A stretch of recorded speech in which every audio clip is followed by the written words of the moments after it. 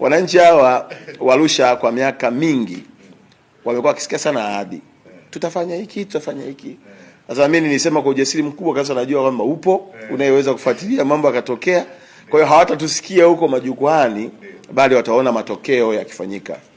Mheshimiwa Mkuu wa Mkoa, ajenda ya barabara ni ajenda ya wananchi wa mkoa wa Arusha na ni ajenda ya muda mrefu. Na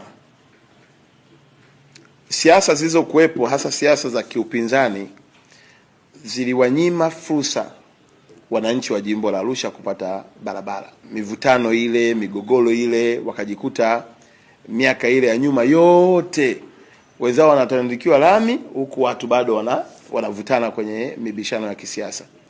Nafikiri sasa ni wakati sahihi tuwalipe wema wananchi wa jimbo la Arusha kwa wema wao wa kukubali kukichagua Chama cha Mapinduzi. Tumekaa sisi kwenye baraza letu la madiwani, nikamwambia Mheshimiwa Meya, wakati tunaomba serikali kuu itushike mkono hasa kuelekea AFCON, na sisi huku ndani tujipige basi, tuanze kuonyesha sisi wenyewe kutokana na mapato yetu ya ndani tunawekeza kiasi gani kwenye jambo ambalo linawakera wananchi wa jimbo la Arusha.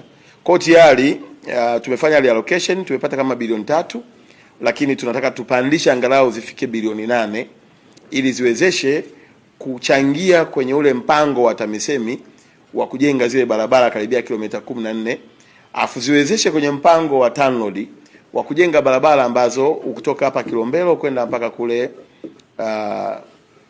Kisongo kwa njia 4 ambayo ina takriban urefu wa kilomita 9.3, kwa sababu inachukua na hiki kipande cha hapa chuo cha ufundi hapa.